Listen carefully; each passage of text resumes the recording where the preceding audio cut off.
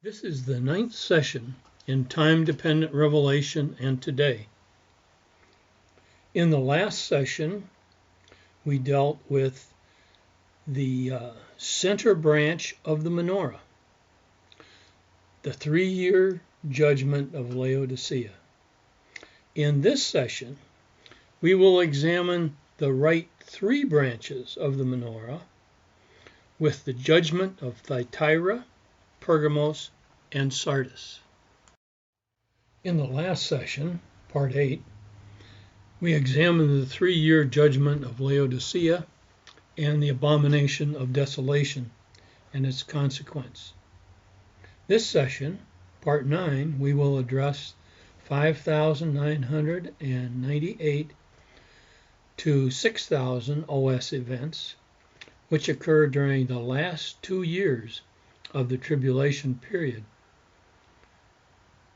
This period includes the judgment of Thyatira, the return of Yahweh in power and glory, and the judgment of Pergamos and Sardis in the winepress. This session starts during the 10 days of awe before heaven closes on Yom Kippur 5,998 OS, as shown in the Tribulation Overview. The areas which we will address in detail include the following: Judgment of Thyatira, Teshri 6,000 OS Overview. This shows all the critical events that will occur during this amazing month. The winepress, days number 1 through 9, which are the judgment of Pergamos. The winepress, day number 10, which is the judgment of Sardis. Teshri 6,000 OS and today. And the Jubilee of 6,000 OS. This figure is the same tribulation overview by soul type as discussed in the previous sessions, except the yellow shaded area at the top of the figure covers the 2-year judgment of Thyatira between 5,998 OS and 6,000 OS, followed by the return of Yahweh and the judgment of Pergamos and Sardis in 6,000 OS. Recall, the vertical axis is the magnitude of will, where the dashed line across the figure represents the magnitude of will equal to 1. The horizontal axis represents the number of people in each church as a percent of the world's population. Now focus on Yom Kippur 5,998 OS. Woe number 2 ends, the judgment of Laodicea. Then trumpet number 7 sounds, which is woe 3, or the pouring out of the wrath of Yahweh. Then vials number 1 through number 6 are poured, and Thyatira is judged over the next 2 years. 1,260 days after the abomination of desolation, and the 2 witnesses are murdered and then resurrected. Vial number 7 is then poured, which ends the judgment of Thyatira and the tribulation for the remnant of Israel. It is finished. Then on Yom Kippur 6,000 OS, the Feast of Trumpets, Yahweh returns in power and glory and treads the winepress for 10 days, judging Pergamos and Sardis. This is the same figure discussed in previous sessions, except the yellow shaded area at the top covers the judgment of Thyatira, the return of Yahweh, and the judgment of Pergamos and Sardis. Again, the vertical axis is the world population from 0 to 100%, and the horizontal axis is the original sin calendar in Hebrew months. Note, on Yom Tor, 5,998 OS, the world population has been reduced to 32.4%, or about 2.5 billion people. So when the judgment of Thyatira starts, with the pouring out of vials number 1 through 6, then it is finished when the two witnesses are resurrected and vial number 7 is poured in 6,000 OS. And the world population has now been reduced to 8.2%, or about 630 million people. On Yom Tor, 6,000 OS, Yahweh returns in power and glory and judges Pergamos and Sardis in the winepress during the next 10 days. After the winepress, only 1.5% of the world's population, or about 117 million people, who are the remnant of Israel with mortal bodies, will enter into the kingdom age, or what is called the millennium. We will start the examination of the judgment of Thyatira by reviewing Yahweh's letter to the church of Thyatira in Revelation chapter 2, verses 18 through 29. Yahweh starts with a statement of authority in verse 18, which reads, "And unto the angel of the church of Thyatira write, These things saith the Son of God, who hath his eyes like unto a flame of fire, and his feet are like fine brass." This speaks of Yahweh's anger toward the Thyatiran soul type. Then verses 19 through 25 characterize the Thyatiran soul type and what will happen to them. Verse 19, "I, Yahweh, know thy works." That's what you're doing, your will. "And charity," the magnitude of Yahweh's love that you have. "And service," who you are doing your works for. "And faith," your confidence, or FFT. "And thy patience, and thy works, and the last to be more than the first." You are doing more for Satan and self than you've done previously. Verse 20, "Notwithstanding, in addition, I have a few things against thee, because thou sufferest that woman Jezebel, which calleth herself a prophetess, to teach and to seduce my servants to commit fornication, and to eat things sacrificed unto idols." Verse 21, "And I gave her space to repent of her fornication, and she repented not." Verse 22, "Behold, I will cast her into a bed, and them that commit adultery with her into great tribulation, except they repent of their deeds and make Yahweh first in their life.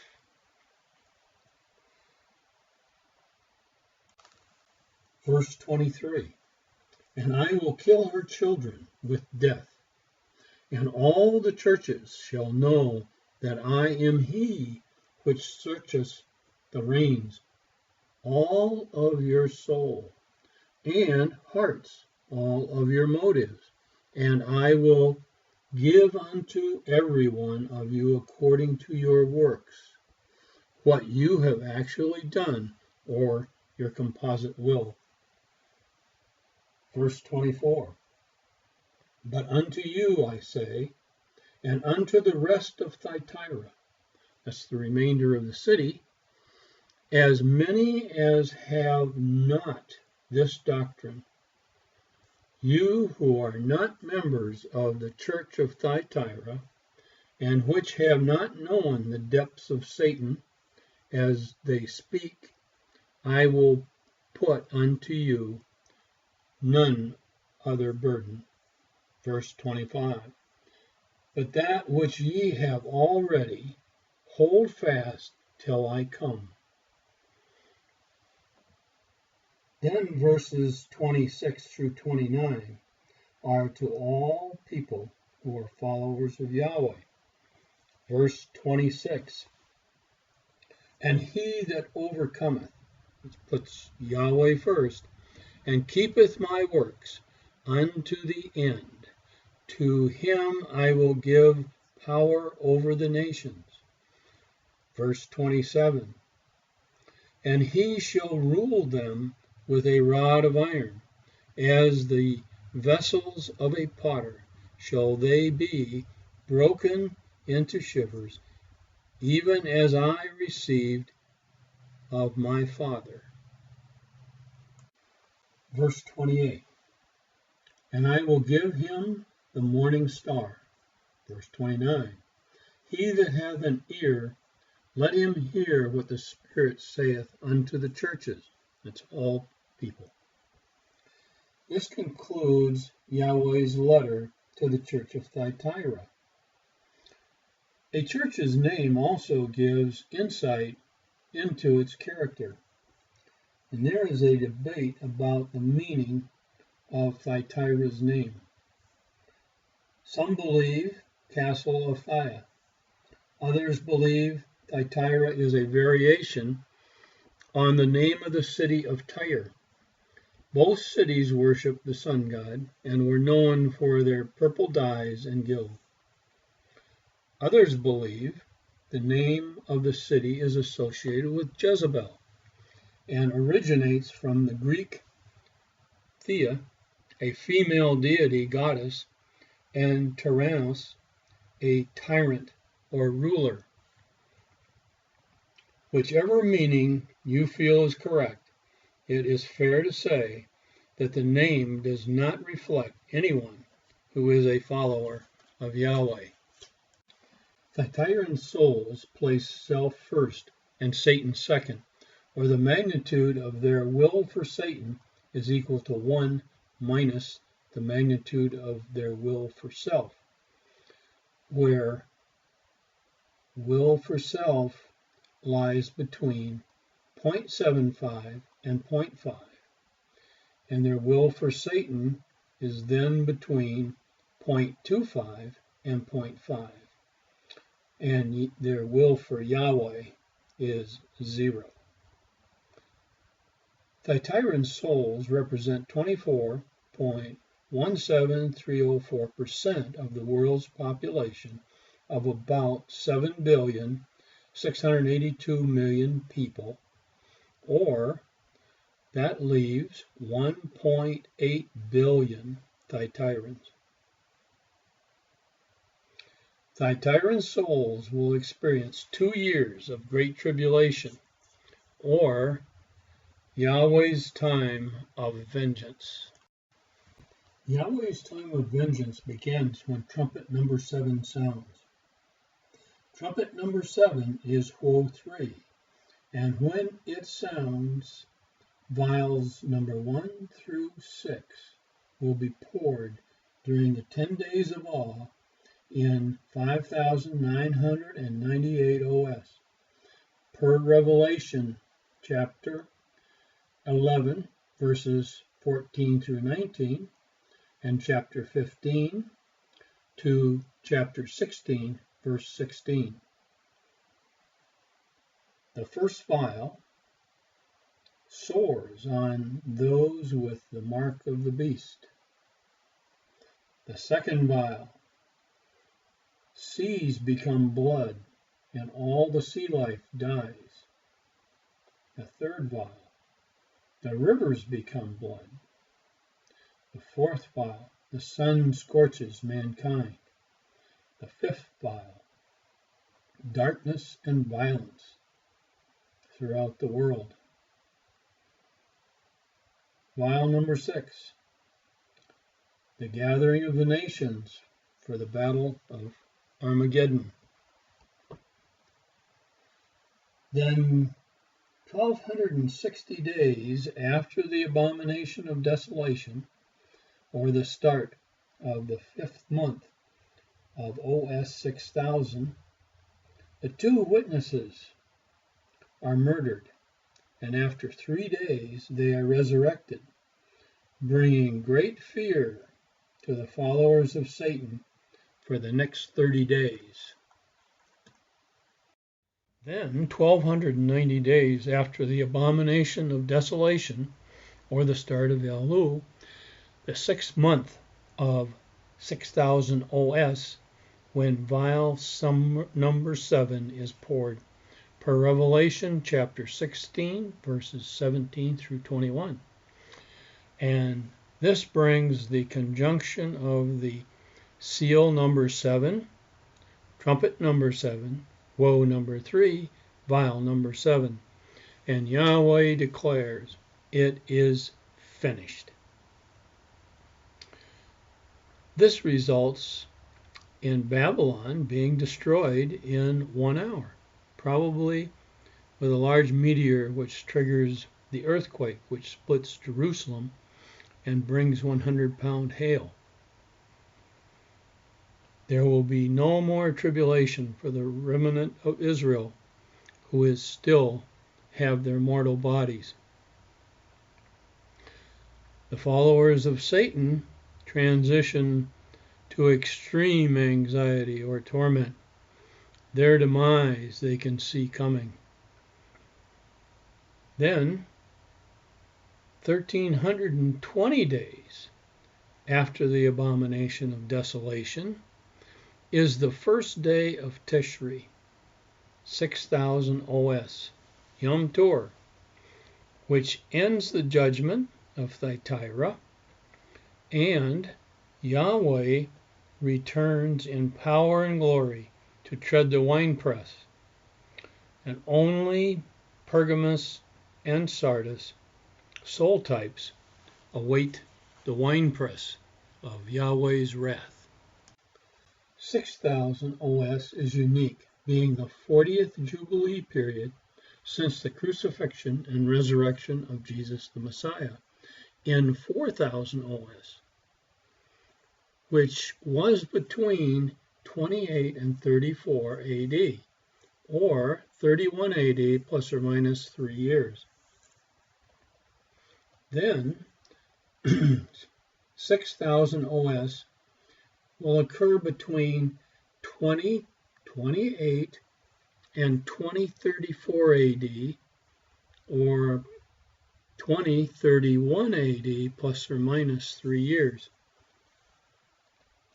Teshri 6000 OS will be the most significant month in mankind's history because it includes all the latter rain feasts, which bring the return of Yahweh, Jesus the Messiah, the treading of the winepress, and the start of the kingdom age. Teshri 6000 latter rain feasts are illustrated in the following figure.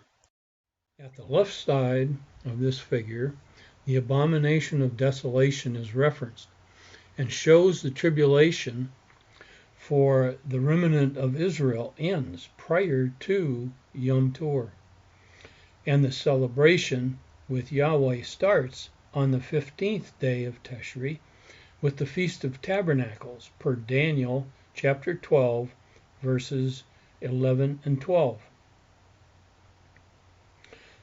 The first day of Teshri, 6000 OS, is shaded in blue. This is a very special time, because the sun and the moon are dark. Therefore, no man knows what day it is or what time it is until Yahweh appears in power and glory. Once back, Yahweh treads the winepress during the 10 days of awe, starting with Pergamos for the first 9 days. On the 10th day, Yom Kippur, shaded in green, Yahweh judges Sardis and binds Satan. Then the great Jubilee trumpet sounds, ending the tribulation and starting the celebration. Teshri Days 11 through 14, Yahweh physically rebuilds the temple in 3 days and cleanses it in preparation for the 15th day, which starts the Feast of Tabernacles, which is shaded in violet. After the Feast of Tabernacles, on day 22, the last great day, the millennial kingdom, shaded in yellow, starts.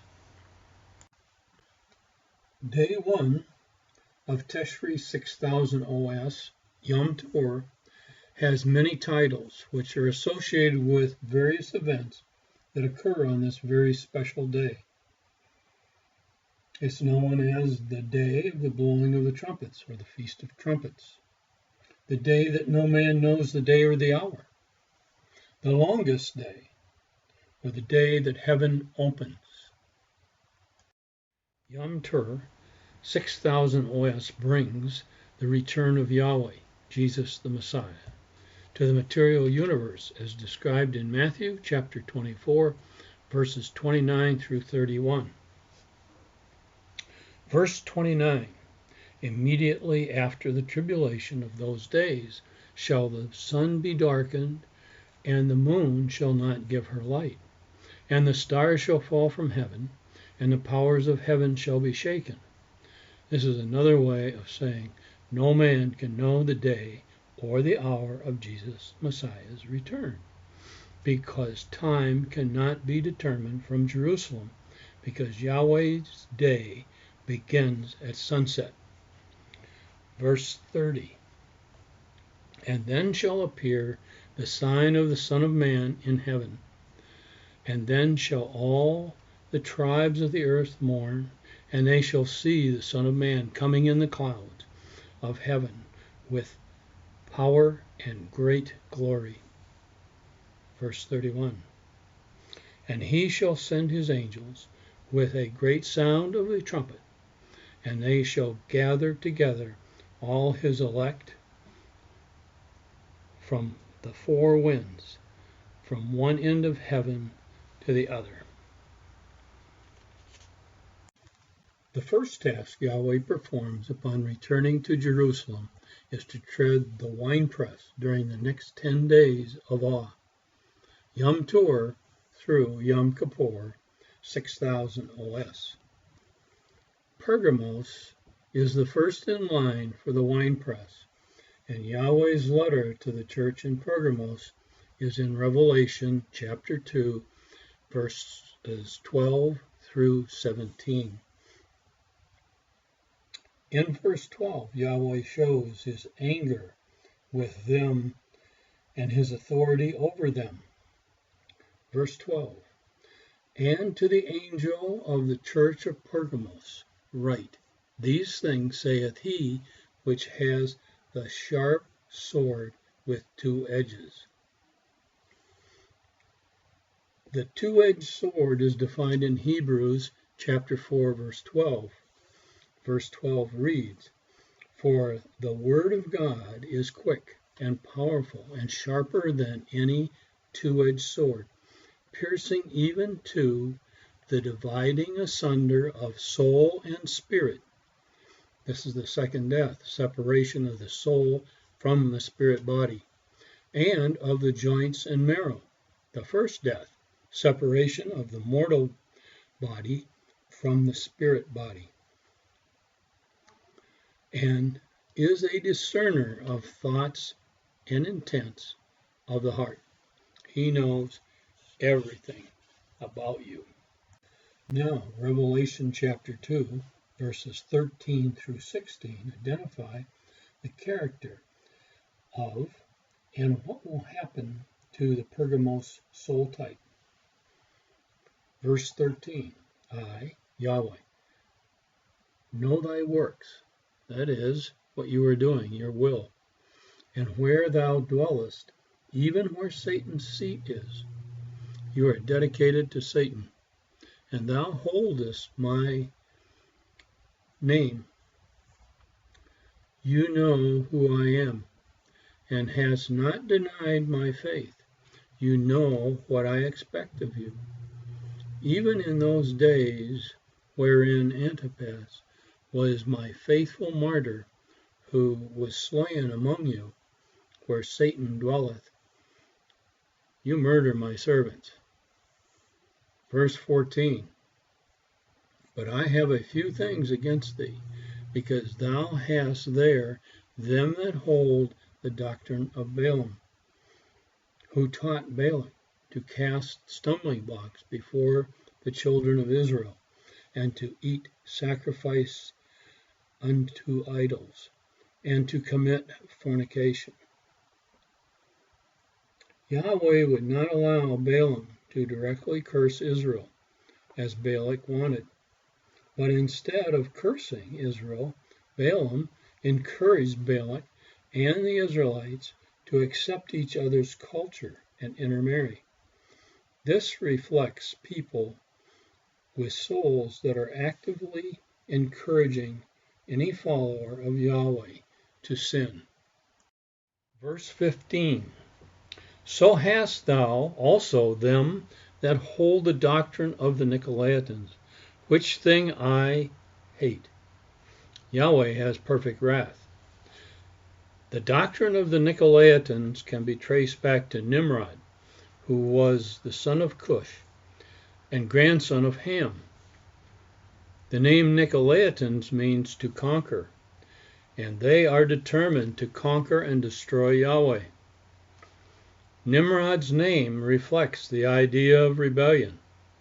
He set up a dictatorship using an elite group of followers to conquer, rule, and enslave the entire known world, establishing a second one-world government.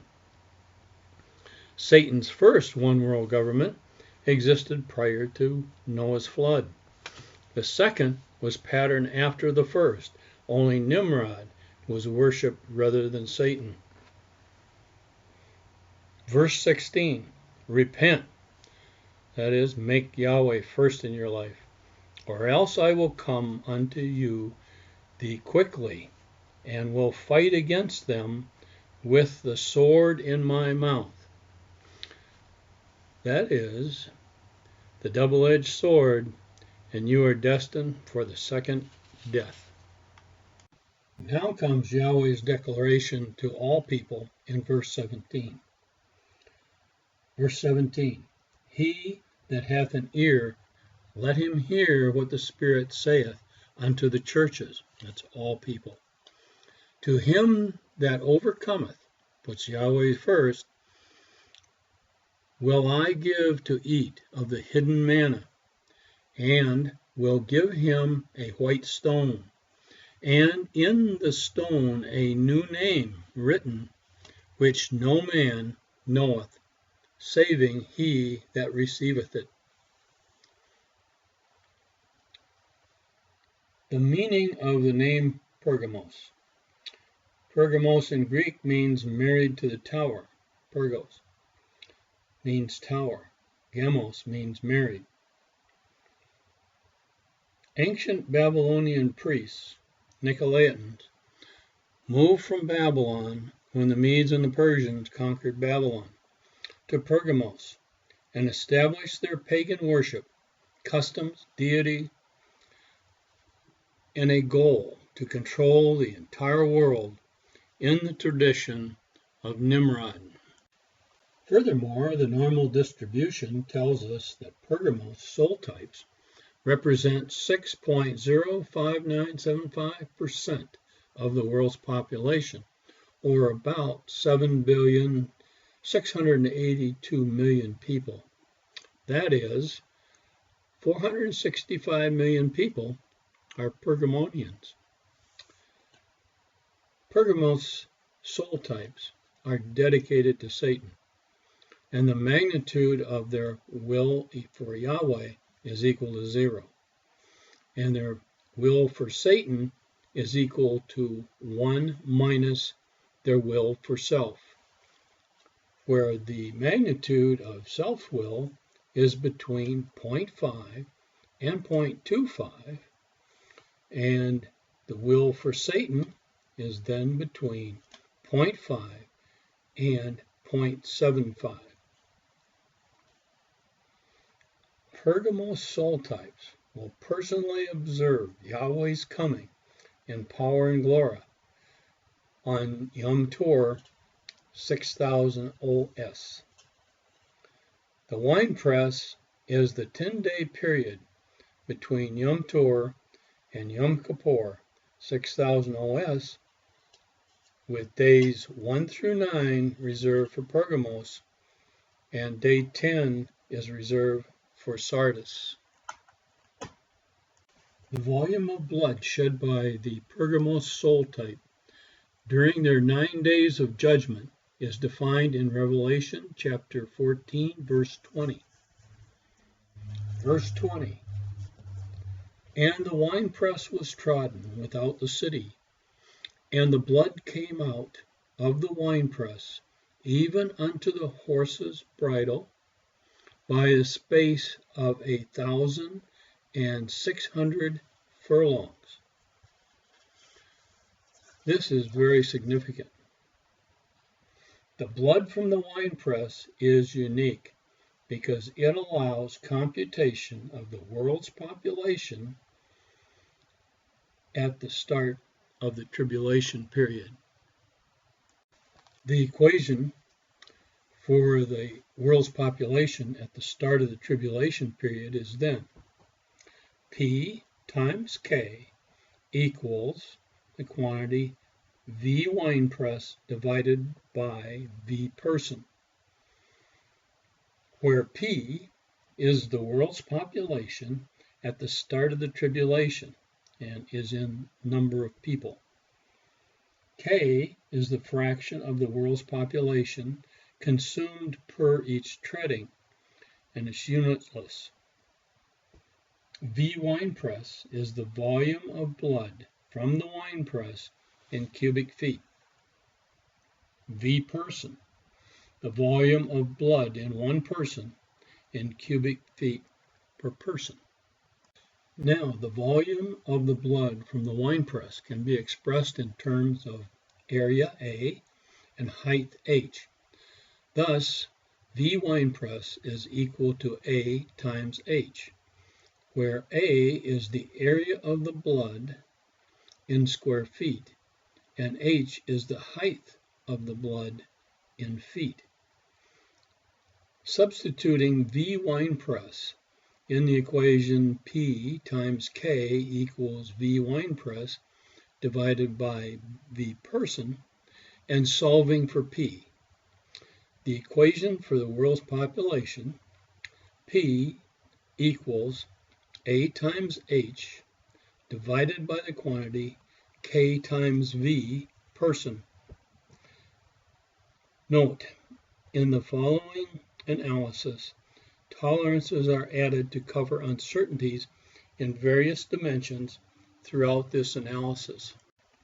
The first factor is the area A in square feet, and it must be determined by computing the area that the blood covered for a length of 1,600 furlongs. The original furlong expressed length and or width and is Old English word describing the area of a furrow in a plowed field. In Greek, the word is stata, which was a runner's path between the pillars at each end of the Olympia Stadium, where the area is A equals L times W. The furlong had a length of approximately 1/8 mile, or 660 feet, and the stata is approximately 630 feet. Therefore, the nominal value selected for L is 645 feet with a plus or minus 15-foot variance. The width of the furrow is assumed to be 1.5 plus or minus 5 feet. The stata width is unknown, but is likely less than 2 feet. Therefore, the nominal value selected for W is 1.5 with a variance of 0.5 foot. The nominal area, A equals L times W, yields A to be 645 feet times 1600 times 1.5 feet, and that is equal to 1,584,000 square feet. The second factor is the height h in feet, which was defined to be even with a horse's bridle. The bit of a horse's bridle fits into the horse's mouth. The horse's mouth is approximately the same height as the upper locks or withers. This is the area just forward of the saddle of the horse. A horse's height, h, is measured from the ground to the horse's withers in hands. A hand is 1/3 of a foot. Horses come in many different sizes. A draft horse may be as high as 20 hands, or 6.667 feet, whereas any horse under 14.2 hands, or 4.7 feet, is considered a pony. This provides an average horse height, h, equal to 6.667 plus 4.733 divided by 2 equal to 5.700 feet, or a nominal value for h is equal to 5.7 feet with a variance of plus or minus 0.967 feet. Pergamos is judged in 9 days. Therefore, the third factor is K, is equal to 6.05975% of the world's population divided by 9 days. This is equal to 0.06733055556, which is the number of people judged each day from Pergamos. The fourth factor is the person in cubic feet, which is the amount of blood in the human body. The amount of blood varies with respect to an individual's size and weight, but will generally be between 4 and 6 quarts per person. Thus, the nominal is 5 quarts plus or minus 1 quart, or V person is equal to 0.1671 plus or minus 0.03342 cubic feet per person. To establish the limits of the world population at the start of the tribulation, we will apply worst-case analysis. The variance in worst-case analysis are combined to yield the smallest possible value and the largest possible value, with the variance equals 0 for the nominal estimate. Applying worst-case analysis, the minimum, nominal, and maximum estimates for the world's population, P, at the start of the tribulation are computed as follows. P minimum, the smallest length, 630 feet. The specified number of 1,600 units, and it is the same for all computations, and the smallest width, 1 foot, and the smallest horse height, 4.733. This is divided by K, which is the fraction of the world's population per day, and it is a fixed number, times the smallest person, who has 0.20052 cubic feet of blood. This yields the lowest possible number of people at the start of the tribulation, or about 3,533,000,000 people. The nominal number for P has 0 variance, and it is 7,842,000,000 people. The maximum number uses the largest variance and is about 19,543,000,000 people. Recall from Part 7, the number of Philadelphians about the throne was analyzed.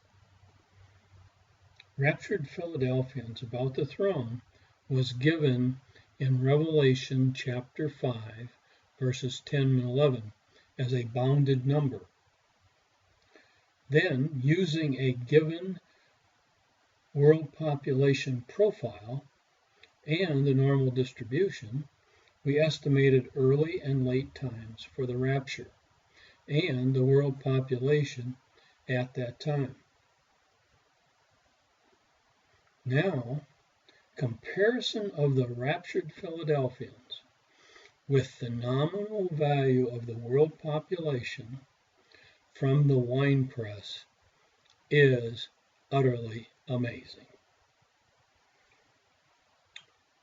Early Philadelphian rapture would have occurred in 2022 AD with a world population of 7,682,000,000 people. Blood from the winepress,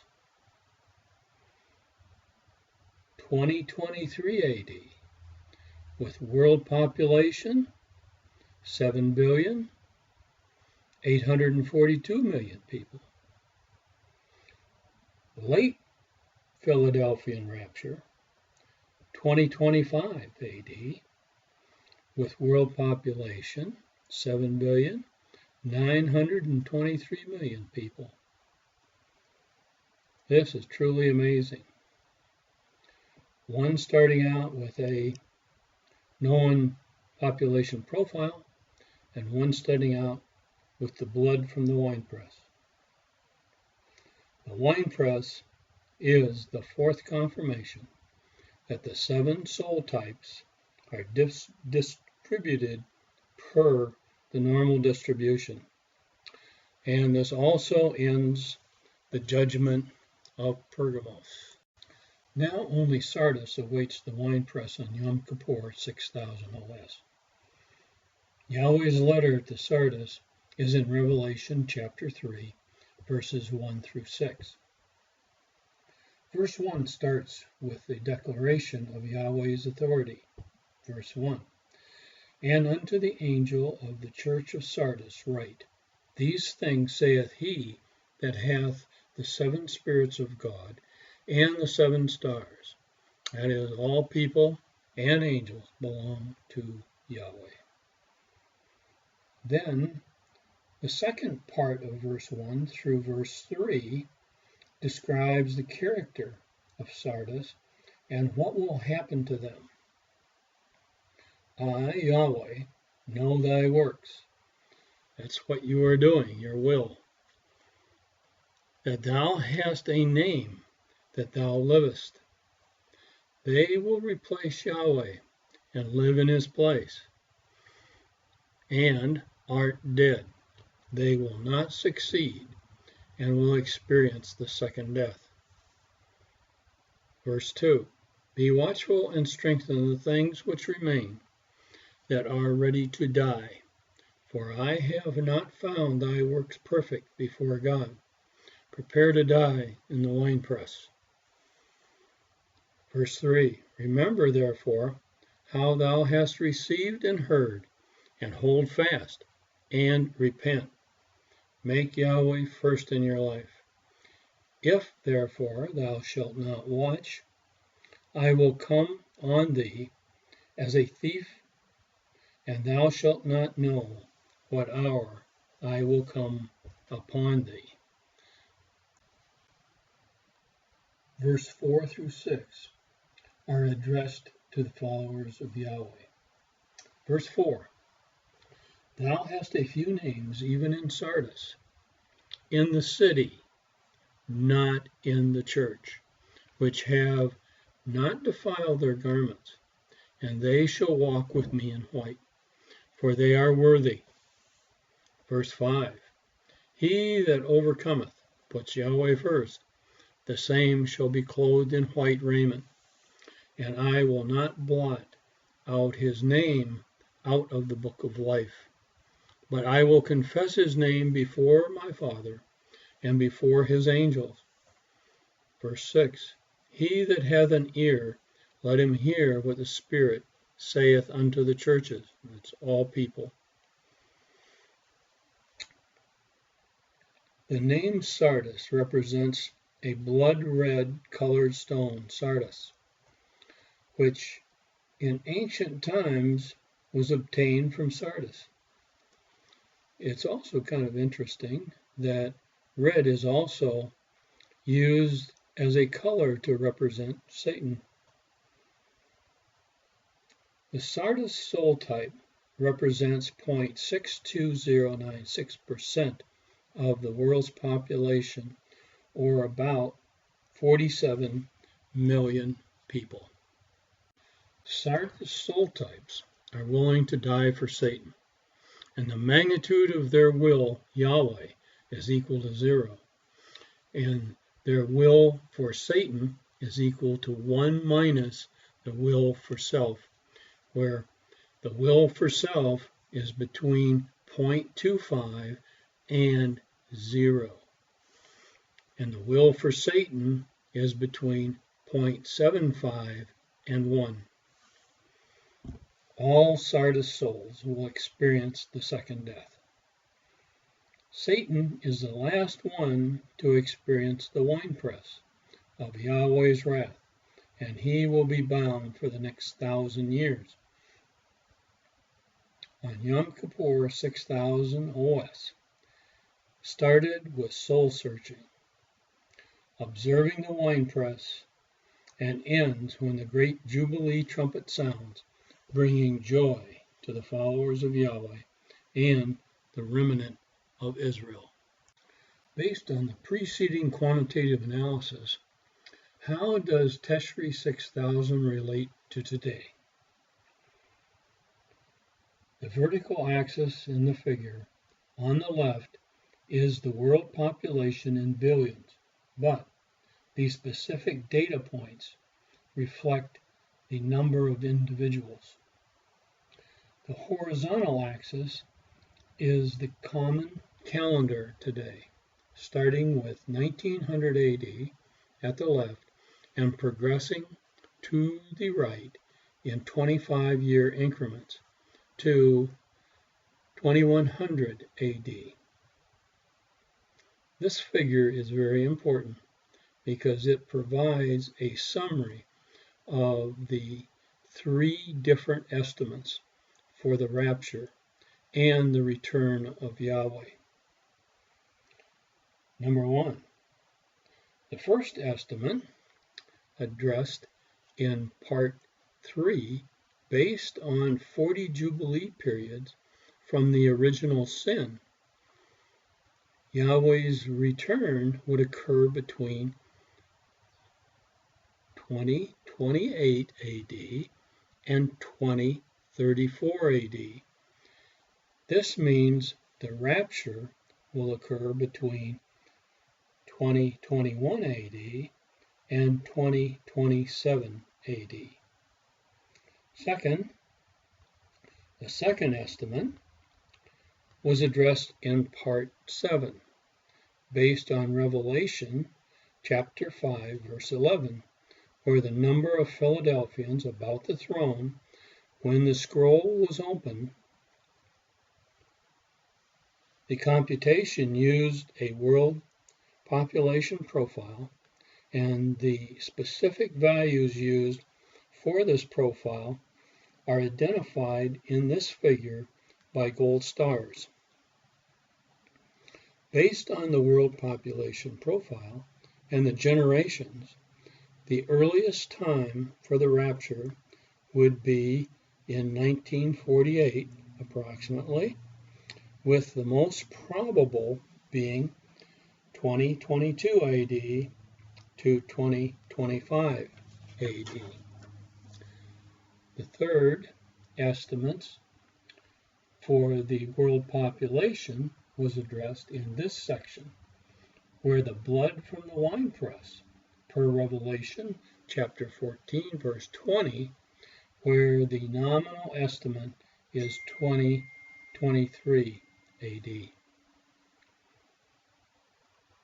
These independent estimates, based on the 7 churches being soul types, distributed in accordance with the normal distribution, is clearly no accident. In OS 6000, when the Jubilee trumpet sounds, what will happen during the remaining part of the latter rain feasts? Day 10 of Teshri, Yom Kippur, 6000 OS, ends the tribulation period and starts the age of the kingdom with the following participants: Yahweh, Jesus the Messiah, Yahweh's followers with resurrected bodies that function in both the spirit and the physical components of the universe, and probably now have a magnitude of power, PT, for an angel. The remnant of Israel still have mortal bodies, and they will repopulate all the nations of the earth with new souls. Days 11 through 14 of Teshri 6000 OS, Yahweh removes the tribulation temple and in 3 days builds a new temple and cleanses it in preparation for the kingdom age. Days 15 through 21 of Teshri 6000, the Feast of Tabernacles, or the marriage supper of the Lamb, is a time of great rejoicing, because Yahweh is now with the remnant of Israel. Day 22 of Teshri 6000 OS is known as the last great day, which is the first day of the new 1,000-year age of the kingdom, or millennium. The next part, 10, deals with the period between 6000 OS and 7000 OS events, and will address Yahweh's 1,000-year reign during the age of the kingdom. This concludes part 9 of time-dependent revelation in today, and we have covered the last 2 years of the Tribulation Period. The judgment of Thyatira, the return of Yahweh, the judgment of Pergamos and Sardis, where the blood from the winepress adds confirmation for the normal distribution of the 7 churches. The Jubilee of 6000 OS celebrates Yahweh's return and the start of the New Kingdom Age, or Millennium.